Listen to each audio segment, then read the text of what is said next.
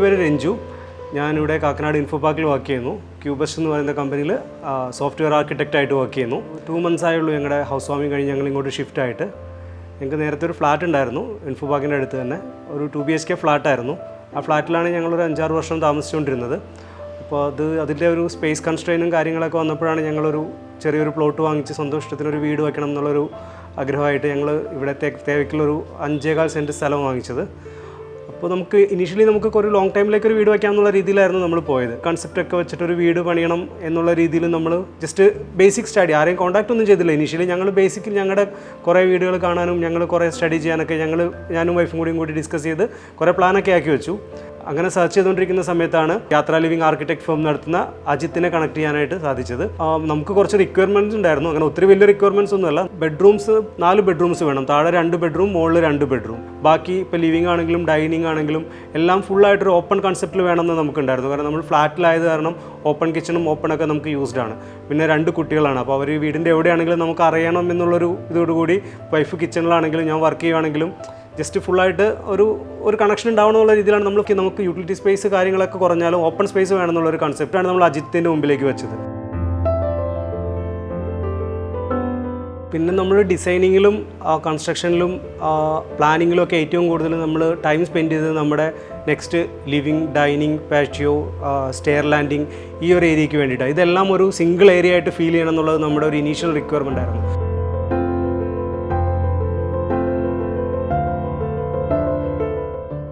അതായത് ഇപ്പോൾ കിച്ചണിൽ നിന്നിട്ടുണ്ടെങ്കിൽ അപ്പർ ലിവിങ്ങിൽ പറയുന്ന കാര്യങ്ങൾ കേൾക്കാൻ പറ്റണം. ഈവൻ ലാൻഡിങ്ങിലാണെങ്കിലും ആ ഒരു വീടിൻ്റെ ഹാർട്ട് എന്നുള്ള രീതിയിൽ നമുക്ക് ഫീൽ ചെയ്യണം എന്നുള്ളത് നമ്മുടെ ഒരു ഇനീഷ്യൽ റിക്വയർമെൻ്റ് ആയിരുന്നു. കാരണം വൈഫ് കിച്ചണിലാണെങ്കിലും പിള്ളേർ പഠിക്കുകയാണെങ്കിലും നമ്മൾ ഫ്രീ ടൈം സ്പെൻഡ് ചെയ്യുകയാണെങ്കിലും എല്ലാവരും ഒരു കണക്ഷൻ ഉണ്ടാവും എന്നുള്ള രീതിയിലാണ് നമ്മൾ ഈ ഒരു ഏരിയ ഡിസൈൻ ചെയ്തത്. അപ്പം ഈ ഒരു ഏരിയയാണ് ഈ വീടിൻ്റെ നമുക്ക് ഏറ്റവും കൂടുതൽ പേഴ്സണലി ഇഷ്ടപ്പെട്ട ഒരു ഏരിയ.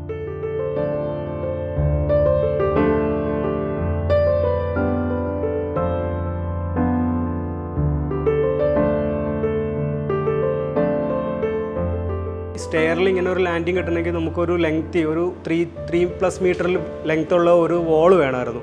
അപ്പോൾ ആ വാൾ ഡിസൈൻ ആ വാൾ ഇതിൽ എവിടെ നമുക്ക് അക്കോമഡേറ്റ് ചെയ്യും, എവിടെ ആ വാൾ വരും എന്നുള്ളത് നമ്മൾ കുറേ ടൈം ഞാനും അജിത്തും കൂടി ഇരുന്ന് ഡിസ്കസ് ചെയ്ത് ഒരു 2 to 3 വീക്സ് എടുത്തു നമ്മൾ ഈ സ്റ്റെയറിൻ്റെ ലാൻഡിങ്. ഇതാണ് നമ്മൾ ആദ്യം ഡിസൈൻ ചെയ്ത് ഫ്രീസ് ചെയ്തത്. 2.7 മീറ്റർ ഹൈറ്റുള്ള ഒരു ഓപ്പണിംഗ് ഉള്ളത് കാരണം നമുക്ക് പാറ്റിയോയിലേക്ക് ഈസി ആയിട്ട് ഇറങ്ങാം. ആ പാറ്റിയോ ഫുള്ള് വിസിബിൾ ആയിരിക്കും. ലിവിംഗ് റൂമിൽ ഇരുന്നാൽ തന്നെ പാറ്റിയോ ഫുള്ള് വിസിബിൾ ആയിരിക്കും. നമ്മളത് ഫുൾ ഓപ്പൺ ആയിട്ടുള്ള ഒരു 80% ഓപ്പൺ ആയിട്ടുള്ള സ്ലൈഡിംഗ് വിൻഡോസാണ് അവിടെ കൊടുത്തിരിക്കുന്നത്. പിന്നെ സേഫ്റ്റിക്ക് വേണ്ടി നമ്മൾ പുറത്ത് ഫുള്ള് ഗ്രില്ല് ചെയ്തിട്ടുണ്ട്.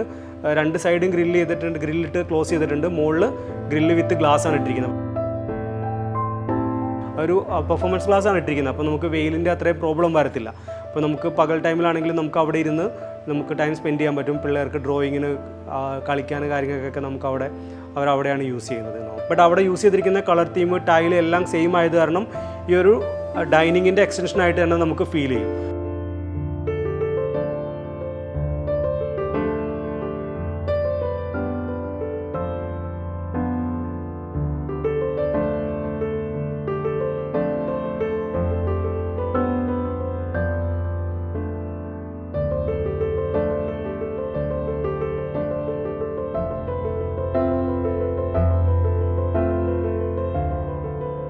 നമുക്ക് 4 ബെഡ്റൂമാണ് വീട്ടിലുള്ളത്. ഗ്രൗണ്ട് ഫ്ലോറിൽ ഒരു മാസ്റ്റർ ബെഡ്റൂം ഉണ്ട്. ഫസ്റ്റ് ഫ്ലോറിൽ നമ്മൾ മാസ്റ്റർ ബെഡ്റൂം പോലെ ഒരു ബെഡ്റൂം ചെയ്തിട്ടുണ്ട്.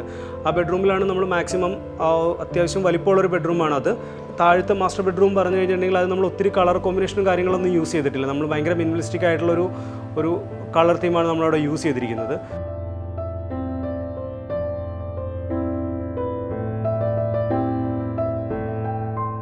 ഫസ്റ്റ് ഫ്ലോറിലുള്ള മാസ്റ്റർ ബെഡ്റൂമിലാണെങ്കിലും അവിടെ നമ്മൾ ഒരു ഇത്തിരിയും കൂടി ഒരു കളറുള്ളൊരു ഓപ്ഷനാണ് ചൂസ് ചെയ്തത്. കാരണം നമ്മളത് എപ്പോഴും അവിടെ നമ്മൾ യൂസ് ചെയ്യുന്നില്ല. പക്ഷേ നമുക്കൊരു കളർ ഒരു ഫ്രഷ്നെസ് ഫീൽ ചെയ്യണമെന്നുള്ള രീതിയിലാണ് നമ്മളൊരു ഇത്തിരി കളർ അവിടെ എക്സ്ട്രാ ചെയ്തിരിക്കുന്നത്. അത് ഒരു ഡാർക്ക് പിങ്ക് ഷെയ്ഡിലാണ് നമ്മൾ അത് ഡിസൈൻ ചെയ്തിരിക്കുന്നത്.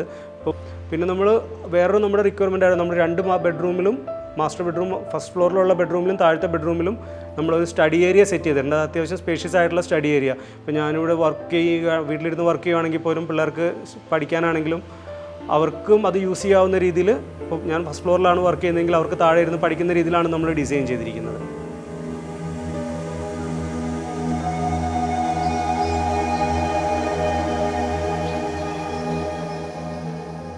നമ്മളിത് പ്യുവർലി ഒരു ബോക്സ് ടൈപ്പ് കണ്ടംപററി സ്റ്റൈലിലാണ് നമ്മളിത് ഡിസൈൻ ചെയ്തിരിക്കുന്നത്. അപ്പോൾ എനിക്ക് ബേസിക്കലി അങ്ങനെയായിരുന്നു എൻ്റെ താല്പര്യം. ഒത്തിരി ചെരിച്ച് വർക്കൊന്നും ഇല്ലാണ്ട് സ്ട്രൈറ്റ് ആയിട്ടുള്ളൊരു ബോക്സി ടൈപ്പ് ഡിസൈനായിരുന്നു എനിക്കും വൈഫിനും ഇനീഷ്യലി തൊട്ട് ഞങ്ങൾ മനസ്സിലുണ്ടായിരുന്നത്. അപ്പോൾ നമുക്ക് ഇനീഷ്യലി ആ ഒരു ഡിസൈൻ കഴിഞ്ഞപ്പോൾ തന്നെ, ഫ്ലോർ പ്ലാൻ കഴിഞ്ഞപ്പോൾ തന്നെ നമുക്കൊരു ലേ ഔട്ട് ഉണ്ടായിരുന്നു മനസ്സിൽ. അപ്പം അത് നമ്മുടെ ഫിനിഷിംഗ് സ്റ്റേജിലായപ്പോഴത്തേക്കും എങ്ങനെയാണോ നമ്മൾ മനസ്സിൽ വിചാരിച്ചിരുന്നത് അതൊരു 100% തന്നെ കിട്ടിയെന്നാണ് ഞാൻ വിശ്വസിക്കുന്നത്. നമ്മൾ പേഴ്സണലി ഭയങ്കര ഹാപ്പിയാണ്.